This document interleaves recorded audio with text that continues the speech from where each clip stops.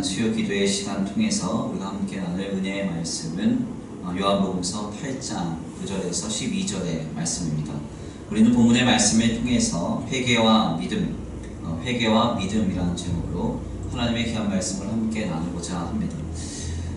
우리는 지금 참 빠른 시대에 살아가고 있습니다. 제가 막 이제 대학을 다니고 있을 때만 하더라도 그때도 어른들이 말하기를 야, 시대가 참 빠르다 그랬는데 지금 걷잡을 수 없이 빠른 것 같아요. 그래서 저도 군대를 좀 늦지막한 나이에 갔습니다. 늦지막한 나이에 갔는데 이 들어갈 때는 스마트폰이 없었어요. 군대 들어갈 때는 나오니까 스마트폰이 생겼습니다. 그래서 참 이제 많이 달라진 시대를 이제 군대에 나와서 직면하고 그랬는데요.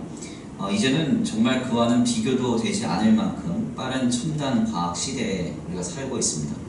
한 이과 관련된 과목을 이렇게 박사학위 준비하는 어느 그 형제 이야기를 좀 듣다 보니까 그 형제가 그러더라고요. 목사님, 이제는 이과 분야에서 박사학위 하나 받아도 2년 이상 써먹기가 어렵습니다. 그래요. 그러니까 이제 기술이 너무 빨리 발전이 되어서 2년이 지나면 다 부기술이 된다는 거예요. 그래서 박사학위까지 공부를 열심히 해도 결국에는 그 기술을 한 2년밖에 사용하지 못한다, 이런 얘기 들었을 때 이 시대가 정말 빠르구나.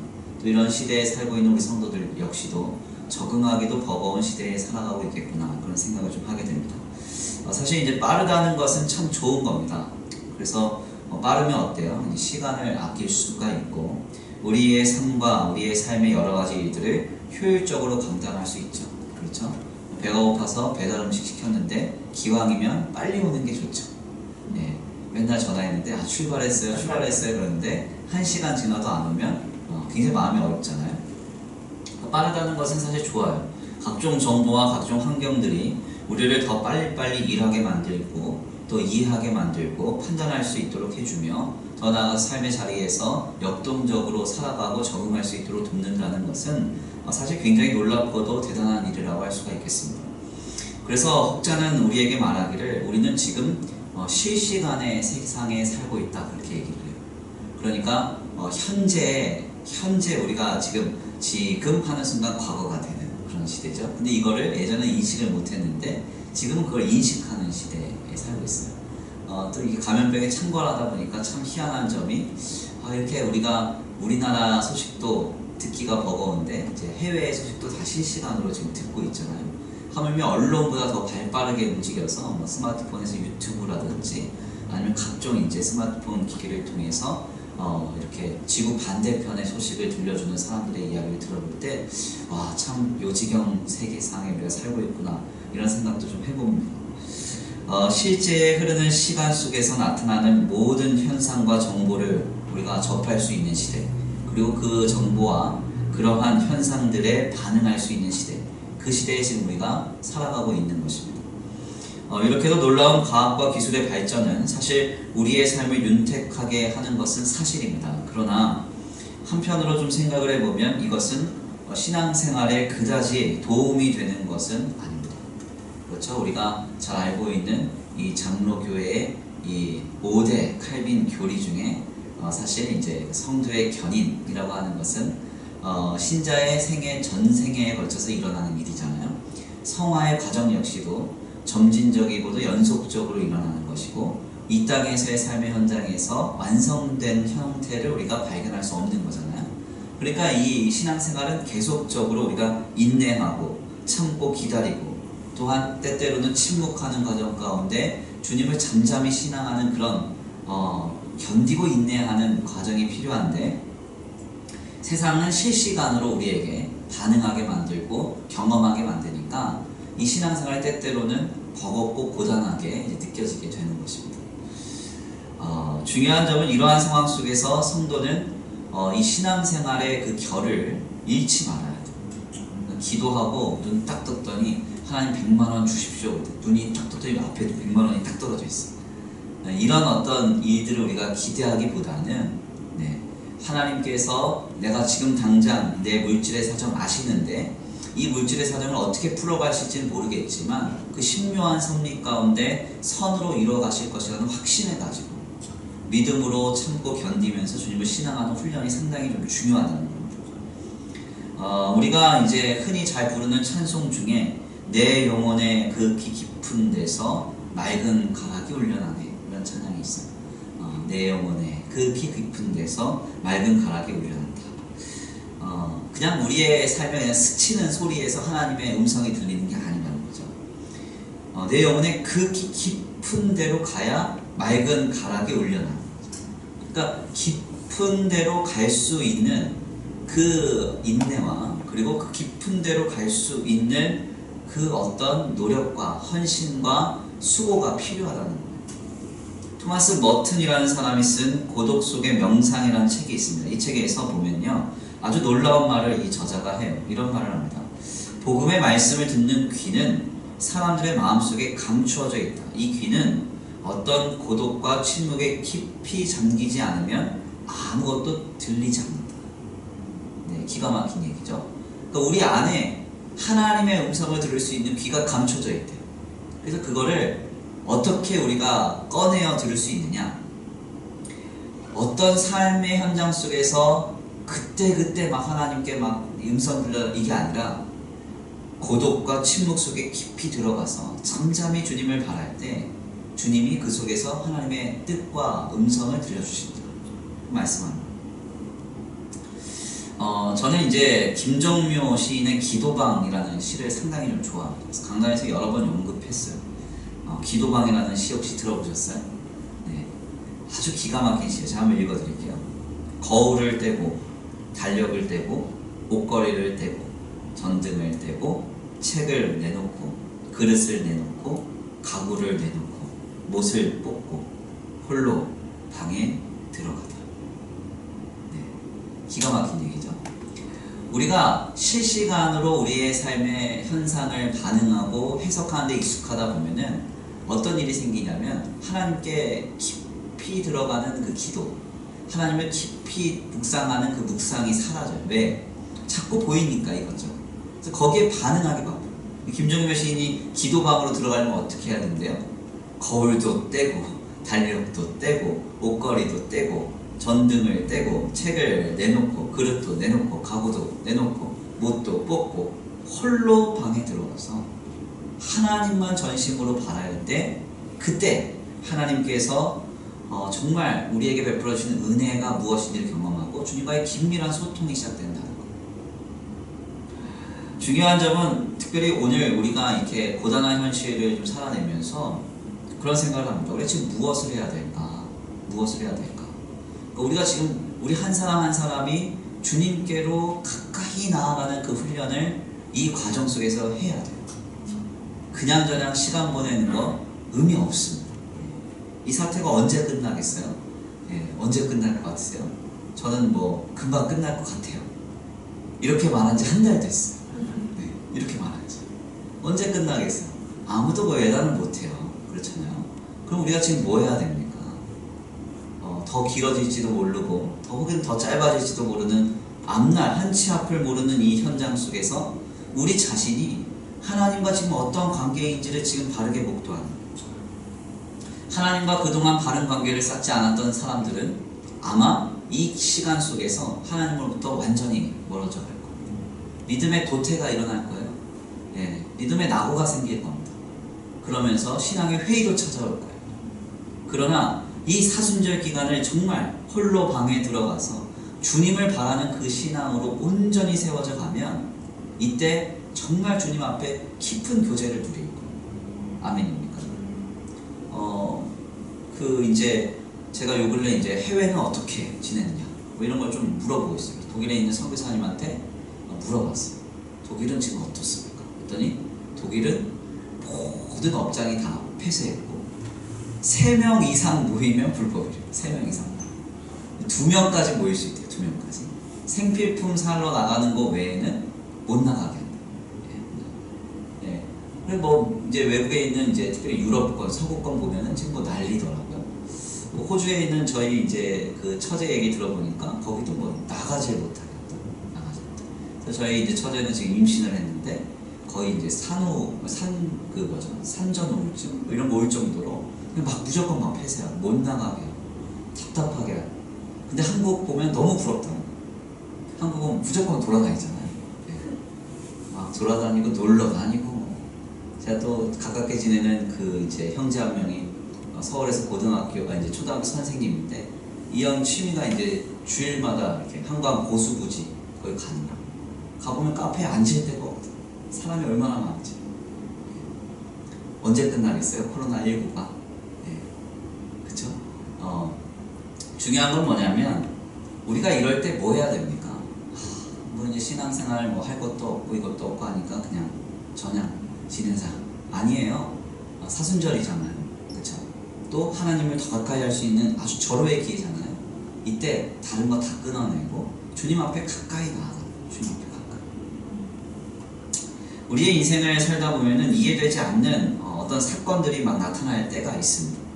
특별히 이 사건은 두 가지의 범주 안에서 나타나요. 첫 번째는 이제 악한 어떤 행위로 인한 현상이 우리에게 전해지는 결과가 있고, 또 하나는 하나님의 섭리 가운데 애매하게 찾아오는 시련이 경험될 때가 있어요. 근데 고난과 시련, 이 두 가지가 어떤 범주의 것인지 우리는 잘 파악하기가 어렵지만은 중요한 점은 그 모든 상황 속에서 우리 하나님은 일하고 계십니다. 일하고 계십니다. 오늘 본문 말씀은요, 참 묘한 장면입니다. 왜 묘한가? 이 여인 한 명이요, 간음을 하다가 현장에서 잡혀요. 현장에서. 근데 간음을 하다가 현장에서 잡혔다. 참 이게 이제 좀 희한한 일인데, 왜 잡혔겠어요? 왜 잡혔겠어요? 간음했는데 현장에서 잡혔다. 그럼 잡을 사람이 있었다는 거죠. 맞아요? 그러니까 누군가가 마치 덫을 치고 기다렸다가 간음하는 현장을 덮친 거예요. 근데 참 희한한 건 뭐냐면 여기서 여인만 돌을 맞으려고 하고 있어요. 여인만. 그러니까 간음은 혼자 하나요? 혼자 하나요? 네, 혼자 못해요. 네, 상대가 있어야 하죠. 근데 여인만 돌을 맞아요. 그러니까 이 현장을 보면요, 참 묘합니다. 남자가 없어요. 남자가. 가늠한 남녀 이러면 이제 이해가 되는데 가늠한 여자 이렇게만 나와요. 그러니까 이게 뭔가 좀 싶어요. 아마도 여기서 추측되는 것 한 가지 뭐냐면 이 가늠한 현장에서 잡힌 이 여인 외에 이 남자는 아마도 유력한 위정자급의 사람이 아니었을까, 이렇게 생각이 되는 거죠. 중요한 거는 그래서 이제 이 여인이 잡혔다. 여인이 잡혔고 여인만 처벌을 받는 현장. 그러니까 악한 현장인 건 분명해요.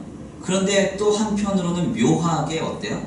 묘하게 이해되지 않는 부당함이 있고 불의함이 있어요. 맞나요? 뿐만 아니라 더 중요한 건 뭐냐면 여기에서 이 여인이 잡혔는데 이 여인이 아무 말도 못하고 이렇게 엎드려서 이제 돌 맞을 상황만 남았어요. 근데 갑자기 예수님이 이 돌로 치려는 현장을 막아요. 그리고 주님이 땅에 뭔가를 쓰세요. 그러니까 이 글이 뭐냐? 학자들 간에 굉장히 많은 이견이 있습니다. 그런데 이제 뭔 글씨인지는 성경에서 말하지 않으니까 추론할 필요가 있어요, 없어요? 없어요. 그러니까 이건 뭐 해석할 필요가 없어요. 누가 목사님, 어떤 교수님이 그런데 이런 글씨랍니다. 네, 믿지 마요. 성경에서 얘기한 거 아니니까 우리는 뭔지 잘 몰라요. 중요한 거는 그 글을 봤을 때 모든 사람이 찔려서 다 그 자리를 떠났다 그랬어. 모든 사람이 찔려서 그 자리를 떠났다. 자, 그럼 이 떠난 사람 중에는 이 간음하는 현장을 잡았던 사람들도 있겠죠. 그 사람들조차, 그러니까 간음한 현장을 잡아서 저 둘을 그냥 좀 속된 말로 아작을 내겠다, 이렇게 마음먹은 사람들조차도 찔려서 돌아갈 만큼 뭔가 주님이 매우 강력한 메시지를 던지셨다. 맞아요? 그리고 그 현장에서 사람들이 다 돌아가고 났을 때 우리 예수님이 이 여인한테 하신 말씀은 어떤 말씀이죠? 네, 어떤 말이에요? 다시는 이와 같이 범죄하지 말라. 나도 너를 정죄하지 않는다. 그렇게 말씀하셨다. 자, 우리가 이 현장에서 생각해 볼 게 상당히 좀 많습니다. 그 어떤 이제 이 상황을 우리가 조금 단순하게 예수님이 이렇게 하셨구나, 그리고 사람들이 이렇게 반응했구나, 이렇게 볼 게 아니라 우리가 조금 이 현장 속에서 정말 이 여인의 입장으로 이 성경을 좀 이해할 필요가 있어요. 그냥 예수님이 이렇게 하셨나 봐, 글씨 뭐지? 이렇게 하는 게 아니라 제3자의 관점이 아니라 우리가 지금 하나님 앞에 죄인이고 우리도 역시 하나님 앞에 지금 현재적으로 죄를 짓고 있는 하나님 안에서의 죄인이라고 생각할 때 내가 이 여인의 입장이 되보겠습니다. 자, 이 여인이 범죄를 했어요. 제가 범죄를 했어요. 근데 누군가 쳐놓은 덫에 걸려서 그게 만방에 드러났어요. 그래서 모든 사람한테 돌맞게 생겼는데 주님이 오시더니 땅에 뭐 글씨를 쓰시네. 근데 그 글씨를 보니까 사람들이 다 찔려서 도망가요. 그 현장에서 주님 말씀하시기를 나는 너를 정죄하지 않으니 다시는 죄를 범하지 말라. 이렇게 말씀하시더라고요. 자, 이 상황을 잘 들여다보면 뭔가 앞뒤가 하나도 안 맞아요. 그렇죠? 자, 왜냐? 주님이 글을 쓰셨을 때 사람들이 찔려 도망갔다는 것은 지금 그 여인을 정죄하고 있는 무리, 쉽게 말하면 제가 죄를 졌다고 할 때 저를 정죄하고 있는 무리들조차도 현재 진행형으로 죄를 짓고 있었다는 이야기예요. 네. 그리고 그 여인 또한 그 상황을 이해했다는 것은 결국 이 여인도 예수님이 하시는 모든 행동을 이해했다는 거예요. 결론적으로 여기서 보면 정죄하는 자나 그리고 또 정죄에서 건져준 자나 건짐을 받은 자나 모두가 다 애매한 상황 속에서 모든 일들이 그냥 유야무야 없어진 것을 확인합니다. 이 상황 속에서 우리가 목도하는 것은 한 가지예요. 그게 뭐냐면 하나님의 구원하심이 어떠한 과정으로 일어나는지 우리가 합리적이고 어떤 이해를 할 수 있는 이성적인 영역으로 이 구원이 이루어지지 않는다. 아멘입니다. 그러니까 이 사람이 죄를 범했고 이건 명백한 죄야. 그래서 예수님이 이 죄를 용서해 주셨고 이 용서의 과정 속에서 이 사람은 모든 죄의 책벌에서 건짐을 받았다. 합리적으로 이게 이해가 되느냐? 이해가 되지 않아요. 그렇죠? 이 여인이 어떻게 죄가 만방에 드러나게 됐는지 그 상황 속에서 주님은 어떻게 이 여인을 건졌는지 그리고 이 상황 속에서 이 여인은 어떻게 그것을 받아들였는지 하나도 이해가 되지 않아요. 그렇죠? 얼마나 이 여인이 이 입장에 억울하겠어요. 야, 나만 죄 졌냐? 이 덫은 누가 쳤냐? 얼마나 막 화가 나겠어요? 그런 말도 안 해요. 예수님 하신 말씀 다 이해하고, 네, 그리고 죄송해요. 그 남자는 어디 갔냐? 말면서 그 놈이라고 할 뻔했네. 네. 막 그러면서 이제 막 항의를 해야 되잖아요. 그런 거 없어요. 그냥 예수님 하신 말씀 그대로 죄인으로 받아들이고 그냥 철저하게 이제 순복하고 나. 이것은 이제 구원의 이제 단편을 보여주는 거예요. 하나님의 구원의 단편. 그러니까 우리의 구원은 이해가 되는 게 아니에요. 건질만해서 우리가 건짐을 받았다. 내가 내 안에 있는 죄가 깨끗하게 해결받은 게 명확하게 드러난다든지, 그죠? 그리고 우리 안에 있는 죄가 해결되어야 할 산재한 문제들을 주님이 어떻게 해결하셨는지 하나도 설명이 안 돼요. 이게 바로 우리의 구원이에요. 우리는 이걸 인정해야 됩니다. 이걸 합리적으로 자꾸 이해하려다 보면 어떻게 생각이 드냐면 하나님의 역사를 내 이성에 자꾸 가두는 거예요. 그러니까 어떻게 됩니까? 이게 자꾸 복잡해져요. 복잡해지면 어떤 문제가 생겨요? 앞뒤가 안 맞는 문제가 생겨요. 근데 제가 항상 이제 그런 얘기를 할 때 성경 공부할 때 막 질문해요. 목사님 이건 뭡니까? 뭐 대표적으로 뭐 삼위일체 뭡니까? 예수님 신성 인성 뭡니까? 동정년 탄생 뭡니까? 뭐 이런저런 문제를 막 이야기를 해요. 그러면 이건 이해되는 영역이야. 신앙하는 영역이죠. 그런데 우리가 이 상황 속에서 온전히 하나의 그 놀라운 예수님의 성품을 발견해요. 이게 바로 우리를 구원하시는 하나님의 역사의 속성이고 주님의 속성이에요. 이거 우리가 발견해요. 그게 뭡니까? 바로 사랑이에요. 사랑이에요. 아멘입니다. 우리 예수님이요, 이 여인을 건져주시는 장면을 보면 사람들이 돌로 치료할 때 갑자기 급하게 다가가셔서 그 자리를 어떻게 알고 가셨는지도 모르겠어요. 근데 위중했겠죠. 하나님의 사람이 죽을 수도 있는 현장에 주님이 다급히 가셨겠죠. 아마 시간 다 계산해서 그 장소 맞춰서 가셨을 거예요. 가셔서 바로 그 돌로 치려는 현장 속에서 주님이 글씨로 막 땅에 글을 써요. 그 현장을 잘 생각해 보세요. 사람들이 돌 던질 때 생각하고 던져요. 고민하고 오늘 8시 반부터 돌로 칩니다. 자, 기대하세요. 하나, 둘, 셋. 기다렸다가 막 10분 기다렸다가 돌로 치고. 그러지 않죠. 흥분한 상태고 흥분한 분 중이니까 그냥 막 돌로 막 던질 거. 예수님이 어떻게 글을 쓰셨겠어요? 손가락으로 정말 빠르게 글을 쓰셨겠죠. 다급하게. 그 주님의 모습을 생각해보세요. 왜 그렇게 하셨어요? 왜 그렇게? 살리려고 합니다. 살리려고. 이 여인 살리려고. 아멘입니다. 더 나아가서 중요한 건 뭡니까? 주님이 그 여인의 모든 문제를 해결하시고 나서 물었던 건 너 어쩌다 그랬냐? 너 어쩌려고 그랬냐? 그거 왜 안 긋고 뭐 했냐? 질책이나 원망이나 다그침이 아니셨어요. 뭐예요? 나도 너를 정죄하지 아니하노니 다시는 이와 같이 죄를 범하지 마라. 아멘입니까? 여기서 우리는 그 예수님의 놀라운 사랑의 속성을 발견하죠. 이 사랑의 속성이 왜 중요한가 하냐면 이것이 바로 회개를 이루기 때문에 그렇습니다. 회개를 이루기 때문에. 그러니까 하나님의 역사를 이해할 때 우리가 항상 전제해야 할 것은 뭐냐면 주님의 속성이에요. 하나님이 하시는 일을 이해하려고 하면 안 돼요. 이해가 잘 안 됩니다. 이해가 안 될 수밖에 없어요. 왜? 하나님이 하시는 일이니까. 하나하나 합리적이고 이성적으로 계산하려고 하지 마세요. 왜 도대체 그 현장에 남자는 어디 갔습니까? 이 여인은 대체 어떻게 잡힌 겁니까? 주님은 도대체 뭐라고 썼기에 사람들이 다 도망갔습니까? 더 나아가서 이 여인은 어떻게 예수님의 말씀을 순전하게 받아들였습니까? 하나하나 설명하려고 하지 마세요. 설명 안 돼요. 설명이 되는 거 하나밖에 없어요. 주님이 그 여인을 사랑하셨다는 거. 그것밖에 설명이 안 돼요. 중요한 점은 그 사랑이 이 여인한테 전해졌을 때 이 여인이 어떻게 됩니까? 네, 회개하였다. 이 여인에 대해서는 이제 갖은 학설이 많죠. 어떤 사람은 이 여인이 이제 마리아다. 어떤 이는 뭐 막달라 마리아다. 예, 성경에 마리아가 많아요. 예, 그쵸? 근데 마리아가 많은데 이 여인이 누구냐에 대해서는 많은 학설이 있는데 중요한 건 뭐냐면 그럼에도 불구하고 한 가지 공통된 견해는 이 여인은 다시는 그와 같은 죄를 짓지 않았다. 온전한 회개를 이뤘다는 거. 그게 이제 초대교회로부터 초대교부들, 건전한 신학자들에 이르기까지 오늘날 공통적으로 우리에게 전해지는 해석이에요. 이 여인이 그러니까 진정으로 회개했다는 거죠. 어떻게 이 여인이 진정으로 회개할 수 있었겠어요? 다른 게 아니에요. 뭡니까? 오직 한 가지. 주님의 사랑을 그가 경험했기 때문에. 오늘 우리가 이 엄혹한 현실을 지내면서 자꾸 많은 사람들이 이걸 해석하려고 해요. 저도 자꾸 요즘에 막 카톡 와요. 선거 잘하라고. 10몇 번 뽑으래요. 10몇 번? 10몇 번 맞나요? 한국 기독당? 뭔가요? 모르겠는데 그거 찍으라고. 그러면서 유튜브 걸어서 와요. 이거 보라고. 시대의 흐름이 이렇게 가고 있다. 꼭 찍어야 된다고.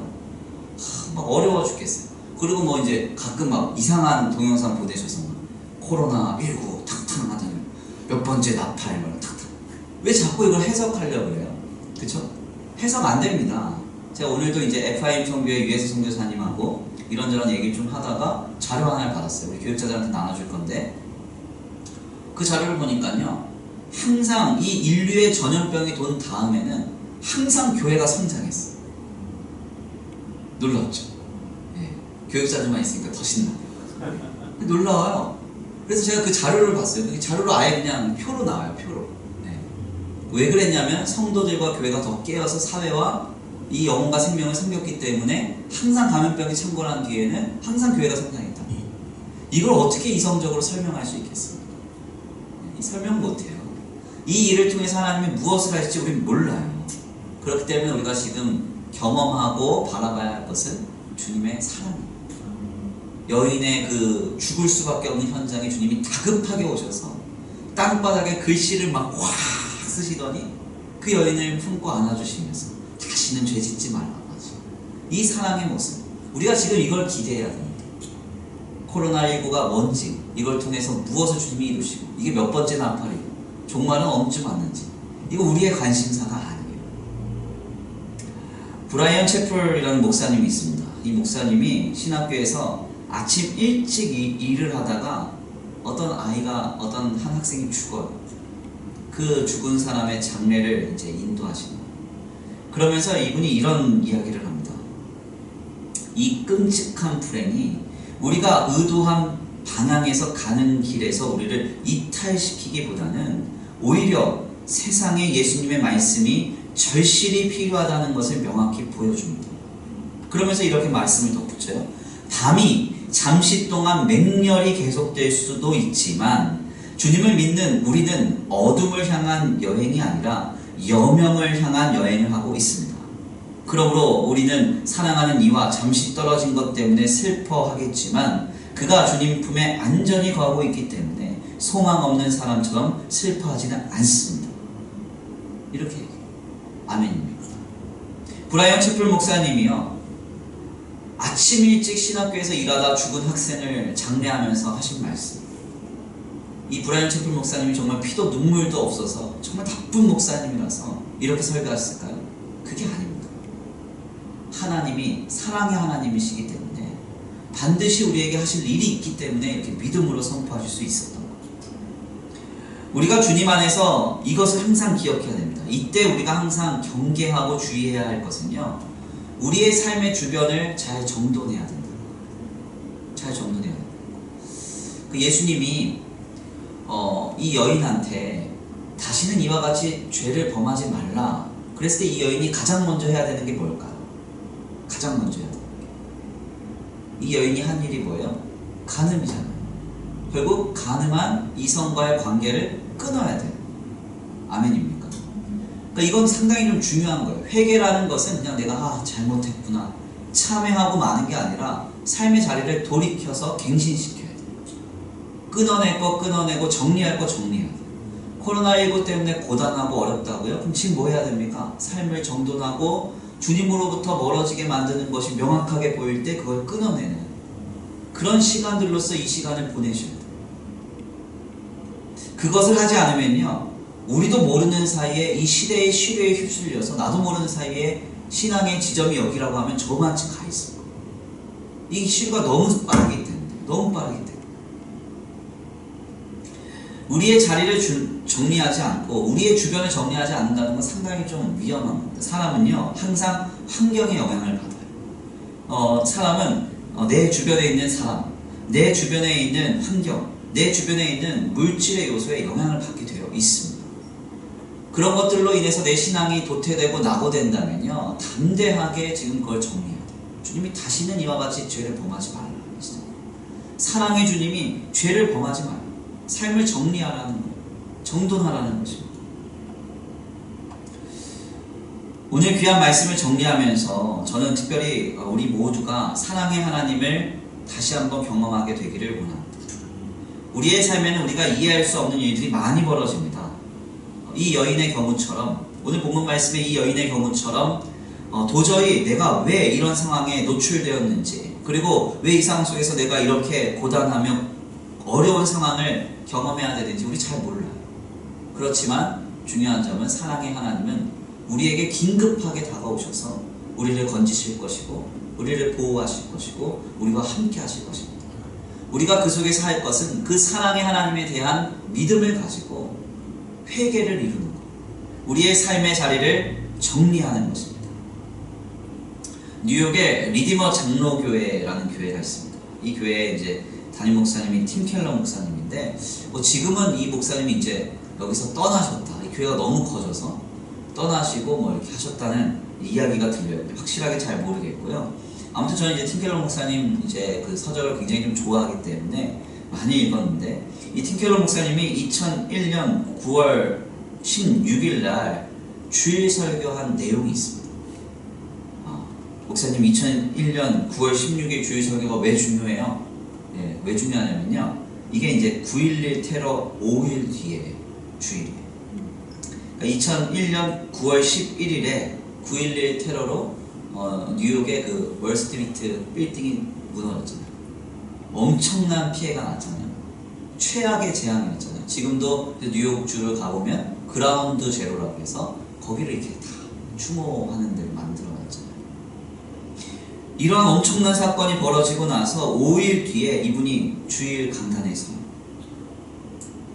세계 무역센터가 무너진 재난에 빗대어서 어떤 주제로 설교를 하셨는가 하면 나사로의 죽음과 부활을 이야기하십니다. 켈러 목사님이 오라버니의 죽음 앞에서 마리아와 마르다가 주님께 한 질문을 토대로 예수님께서 진리와 눈물, 분노와 은혜를 통해서 그 불행의 잔해를 헤쳐나가시고 반드시 하나님께서 역사하신다는 것을 역설하면서 우리는 어렵더라도 주님을 신앙해야 된다. 사랑의 주님을 믿어야 된다. 이것을 강력하게 권면합니다. 그러면서 이렇게 말씀하세요. 제가 잠깐 그 내용을 읽어드릴게요. 아무리 고통스럽더라도 그리스도의 십자가는 궁극적으로 선하신 하나님의 약속을 확신하게 하는 보증이 됩니다. 그러하기에 그들은 불행한 사건에 직면할 때마다 하나님의 신비로운 주권을 고백하고 하나님의 눈이 불행을 외면하지 않으며 하나님의 손이 실패하지 않으심을 확신해야 합니다. 아멘입니까? 그러면서 이제 이런 말씀 덧붙여요. 지금 우리의 말도 안 되는 상황을 우리가 설명할 수 있기 때문에 하나님을 신뢰하는 것이 아니라 하나님께서 예수 그리스도의 십자가를 통하여 자신의 성품, 즉 사랑을 내보이셨기 때문에 우리는 우리를 위해 자신의 피를 쏟으신 분이 우리를 가장 사랑하시고 가장 좋은 것을 주시리라 신뢰할 수밖에 없습니다. 이렇게 말합니다. 무슨 이야기입니까? 우리의 상황, 삶의 상황에 벌어지는 일들은 우리는 이해하는 게 아닙니다. 우리는 신앙하는 거예요. 주님을 믿고 바라는 것입니다. 오늘 본문 말씀에서 전해진 이야기를 우리 다시 한번 정리해 보겠습니다. 이 여인이 가늠한 사건에 사람들의 공개 처형을 당하게 됐습니다. 그랬더니 이 여인이 막 화가 나가지고 왜 나만 죽이려고 하냐고, 나랑 같이 바람핀 놈은 어딨냐고, 가늠한 놈이라고 했네, 또 가늠한 남자 어딨냐고, 잡아라 그러고 있어요. 그러다가 주님이 이렇게 보다가 하도 시끄러우니까 가셔가지고 뭐 땅에 이렇게 글씨를 좀 쓰려고 그랬는데 막 이 여인이 뭐 또 난리를 펴가지고 엉망진창들 이러면 이제 끝나는 거 아니에요. 그러니까 뭔가 이게 이 오늘 본문 말씀을 우리가 자세하게 들여다볼수록 여기는 우리가 예수님의 사랑과 그리고 이해되지 않는 구원의 섭리와 이 여인의 진정한 회개를 보게 됩니다. 오늘 귀한 말씀을 정리하면서 다시 한번 우리 모두가 신앙으로 믿음으로 결단하게 되기를 간절히 축원합니다. 우리 귀한 팀 켈러 목사님의 그 말씀을 다시 한번 좀 인용하면서 말씀 마치겠습니다. 지금 우리는 우리의 말도 안 되는 상황을 설명할 수 있기 때문에 하나님을 신뢰하는 것이 아니라 하나님께서 십자가를 통해 자신의 성품을 드러내 보이셨기 때문에 우리는 우리를 위해 자신의 피를 쏟으신 분이 우리를 가장 사랑하시고 우리에게 가장 좋은 것을 주시리라 신뢰할 수밖에 없습니다. 아멘입니다. 이해되기 때문에 주님을 신뢰하는 것이 아니라 주님이 이미 우리를 사랑하셨기 때문에 우리는 주님을 신뢰하는 것입니다. 그 사랑의 주님을 붙들고 이 고단한 날들 속에서 진정한 거룩한 회개를 이룰 수 있는 저와 우리 성도들 모두가 되시길 간절히 축원합니다. 우리 이 시간 다 같이 함께 기도 올려드리겠습니다. 찬송가 886장, 복음성가 886장 올려드리시고 말씀 붙들고 주여 한번 부르시고 통성으로 기도 올려드립니다.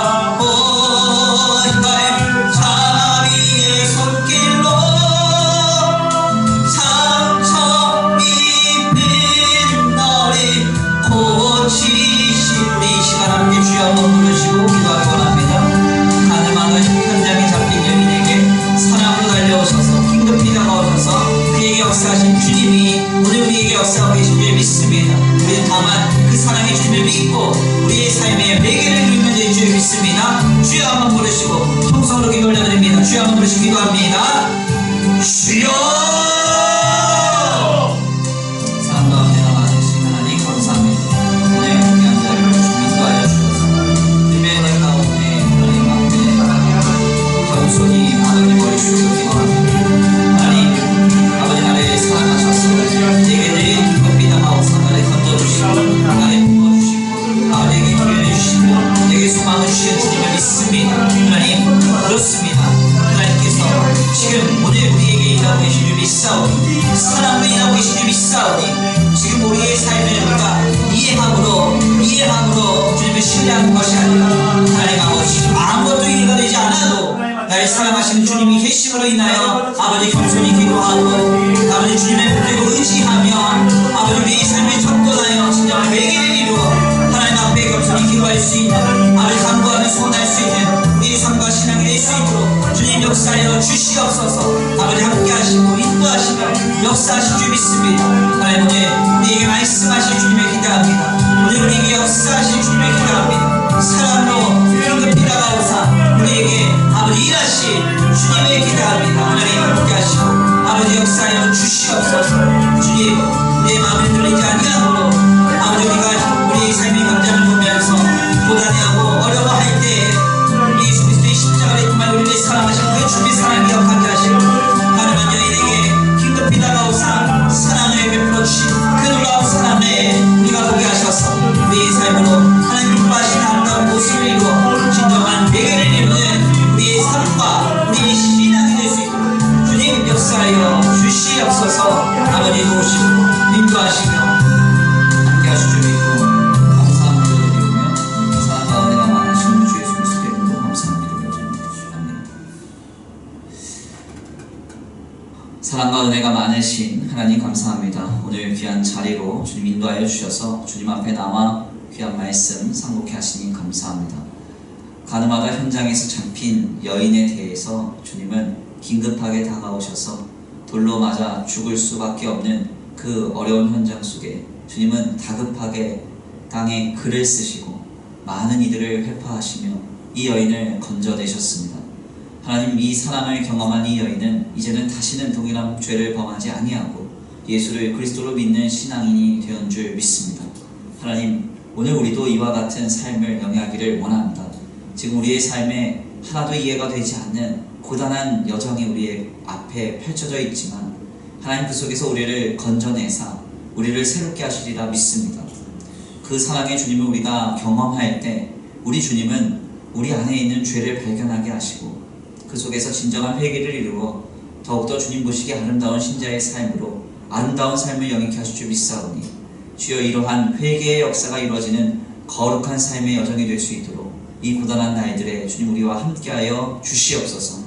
아버지 간절히 원하옵기는 이해되지 않는 이 형국을 이해하려고 아버지 우리가 이런저런 모양으로 고단해하지 않게 하시고 번민해하지 않게 하시고 이러다가 신앙에 또한 낙오가 없을 수 있도록 하나님 다시 한번 우리 자신을 철저하게 돌아보아 하나님을 향한 진정한 신앙으로 바로 서서 주님을 믿고 신뢰할 수 있도록 역사하여 주시옵소서.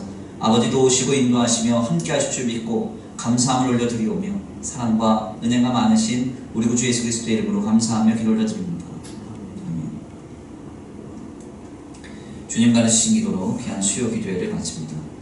하늘에 계신 우리 아버지여 이름이 거룩히 여김을 받으시오며 나라의 임하옵시며 뜻이 하늘에서 이루어진 것 같이 땅에서도 이루어지이다. 오늘날 우리에게 일용할 양식을 주옵시고 우리가 우리에게 죄 지은 자를 사하여 준 것 같이 우리의 죄를 사하여 주옵시고 우리를 시험에 들게 하지 말게 하옵시며 다만 악에서 구하옵소서. 나라와 권세와 영광의 아버지께 영원히 있사옵나이다. 아멘.